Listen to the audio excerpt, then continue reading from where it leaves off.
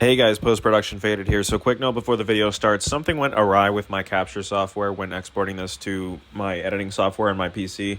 So I hope you guys are ready for the video and audio to be wildly out of sync. Even after some tweaks, I got it down to about a half second of desync. The gameplay volume is turned down quite a bit to keep you guys from going insane trying to watch the video.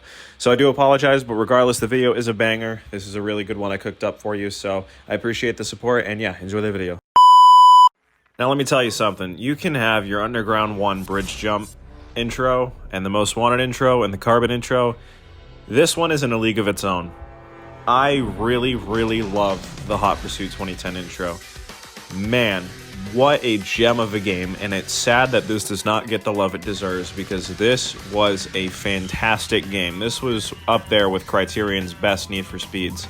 I believe Unbound slightly tops this game just for what else it offers other than, you know, the cop chases and stuff like that. But that's not what we're here to talk about. What's up, guys? It's Faded. Welcome back to the channel. Hope you're all doing awesome as always. Today we're going to talk about the 4-year stretch where Need for Speed decided to flirt with weapons in their games. So we had 2010 Hot Pursuit, which is the game we're playing today, except it's the remaster just because ease of access, easier to record on, looks better graphically, stylistically, functionally, all that stuff. So it started out with weapons in this game. This was the first time they ever decided, let's put weapons in a Need for Speed and see what it does. So the last time we ever had a dedicated Hot Pursuit game was Hot Pursuit 2 on the PlayStation 2. And if you compare footage of that game to this game, Hot Pursuit 2 feels more simulation and realistic. The cops did have weapons. They would drop explosive barrels from helicopters and stuff like that. That's kind of unrealistic. But other than that, they use conventional pursuit methods to take you out, like spike strips and spinning you off the road and stuff like that. The police in this game drive jacked up supercars with 700 horsepower, with EMPs, jammers, roadblocks, helicopters, spike strips, all this kind of stuff. And it was so out of this world, but so much fun at the same time. Like, you almost didn't care that it wasn't grounded in reality in a sense. So today we're going to have some fun using these weapons and running from the police. I actually want to pick the 918 for this event. Speaking of not being grounded in reality, that's another example right there, because when has a 918 ever sounded like that when you started it? That's not, no. I mean, I appreciate what they're going for, but that's not at all what it sounds like. Alright, so coming into the first event here, we got a little night race on the highway. As you can see in the lower left, 2 turbos, 3 spike strips, 3 MPs, 3 jammers. This was the first Need for Speed with weapons, and it was met with a very, very mixed reception. Some people liked it, some people hated it. Ooh, is that an SLS up ahead? It sure is. Whew. Oh man, that thing sounds amazing. Guys, if I ever become more of a corporate shill or sellout than I already am, I do think I'm going to own an SLS by the time I'm 40. Alright, so the first of the police are on their way. We've got an Aston Martin DBS, and this is exactly what I said when I said jacked up supercars with 700 horsepower. Obviously, most of you guys watching this video, I can probably imagine you've played this game or it's your most played, and we're already getting spike strip hits. That's how good this pursuit tech is and how good it is at keeping, you know, the police and other racers off your backs. So you got to make them last. These races are pretty lengthy. As you can see, we've got 10 miles left in this event. It does go by quick, but at the same time, you do need to make sure you're conserving your equipment, and the sense of speed in this game is incredible. Second wave of police, we've got Mercedes SL65s. It's just dumb fun. Criterion didn't care about realism, and this was a perfect example. This was the greatest piece of equipment ever. I loved the turbo because it was just so stupid. We're not even really going that... all it's doing is just like increasing the field of view on the screen. We're not even really going fast. It's just a faster acceleration with a nitrous effect. But, you know, when you compare it to the older Hot Pursuit games, this is when Criterion decided to break away from, you know, tradition and decide to do their own thing. And it worked really, really well. There's another spike strip hit on a... oh my gosh! He just killed his own partner right there. Oh my gosh. Alright, so now we're battling with a lonely Mercedes. Let's hit him with an EMP and see if we can take him out. He's at full health, so I can't imagine this is going to do much to him. He's spun around to try and avoid it, and we hit him anyway. And the EMP hit was enough to kill him. Sweet. That has never happened to me before. Awesome. And you can also take down other racers too. I really don't want to total this SLS, but I'm going to anyway. Ugh, sorry, buddy.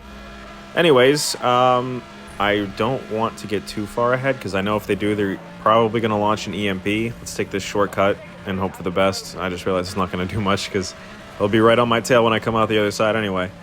But yeah, I didn't really like that we were forced to drive. Wow, I am the all-seeing eye. I really didn't like how there were certain cars locked behind events. And wait, hold on, you guys saw that too, right? That cop just spawned with next to no health, so that was a free... That's not supposed to happen. That was a free takedown. He spawned with no health. Got that guy because he was already basically toast anyways. So we just gave up our lead, so now we have to get it back. And time to use the turbo. Oh my god, I almost hit that spike. Whoo! It's chaos right now. And we're keeping up with the helicopter somehow. Never mind. That helicopter can literally travel at the speed of light. It does not matter how fast you go or how fast you think you're going. You are not fast enough for the helicopter. He will get out 6 miles ahead of you, toss down the spike strips, and ruin your night. Another EMP will jam it, and wow, okay. Passed him before he even put the spikes down. 1 mile to go, and he's already moving up to his next spot to throw the spikes down. I'm gonna take out this SL65. I think I need a nitrous refill for the final stretch. So that is free full tank of nitrous, and go, go, go, go, go, go, go, go. No! No! Oh my gosh! I should have been paying attention. I didn't look in the rearview mirror. I didn't think he was that close to me. I thought the guys were well behind me, so I decided to hit that guy, and I didn't even take him out, and then, oh my gosh, I got passed and lost the lead at the end. That was so stupid. Well, we know what it's like to be chased. Now let's find out what it's like to be the chaser. We're going to do a comp event next, and I think I'm going to go with the Ajira, because I only use that for certain achievements and just free driving and stuff like that. I haven't really used it for a dedicated event, so let's go ahead and grab that. I scrolled past it. There we go. I love the startup sounds, even though they're unrealistic. Created to celebrate 15 years of outstanding. I never really listened to these. Ajira, this was for to act. Okay, shut up, woman. Sorry. Get out of here with your Dollar Tree Forza Vista ass presentation. For a cop car, mind you. And of course, as we know, this is not the only game with weapons. We had Most Wanted 2012. In the higher heat levels, the Corvette cop cars would come out and drop spike strips. And then we had Rivals, which they added the electrostatic field, the shock ram, the shock wave, and the stun mines. And that was an always online free roam game and had some new cars, but most of the same car list from Hot Pursuit 2010. But I always like to come back to this game because it had the closed circuit type of vibe that the Underground series had, as well as the whole street racing, running from the cops type stuff. I didn't really mind the fact that there was no customization because, like it said, this was trying to be a modern version of the older Hot Pursuit games in which they didn't have really any customization aside from like changing paint color on your car and stuff like that. This guy up here just ran into the roadblock. I'm going to take advantage of that. Quick bust right there. See you later, buddy. Thanks for coming. This McLaren F1's at low health and he's chasing me. I'm going to try and drop a spike and see if he runs into it. There we go. He was close enough, so that was an instant bust right there. Extra 500 bounty. Now, I don't mind the fact that there's weapons in this game, but I can definitely see, as an old school fan where they didn't have this, I can definitely see one of those guys looking at this and going, what the fuck is this? There's another bust. Whoa, he flipped over. Okay, we have next to no health. If I hit a traffic car or get spiked or something, it's game over for me, so... There goes number 6, and we just need one more to get the distinction, so we just got merit right there. Let's catch up to the next guy. Helicopter's got spikes at the end of this tunnel. Let's see if he runs into him. Awesome. Beautiful. I don't have to worry now. I can just bash him once, and there we go. Perfect. Oh, man. Rest in peace, Bugatti. I love the crash physics in this game. Even in the original, they still looked good, but in the remaster, it's cranked up to 11. Damage model and all that, it looks amazing. They did a good job with this remaster, and I expected them to charge extra for the DLC instead of making it free, but nope. We also can't forget about this game's photo mode. Couple that with the fact that this is a remaster and the graphics just look amazing. They did a good job with the textures too. Like polygons and meshes isn't really changed via resolution, but textures look great. These are some of the nicest looking textures of a remaster that I've seen. The only other game that I think is on par with this is probably Burnout Paradise, especially with the way that the buildings came out and the road surface as well. So yeah, that's going to do it for today's video. If you guys want more content just like this, drop a like, comment, subscribe, hit the bell for notifications, and share the video with a friend, as all the support helps the channel greatly.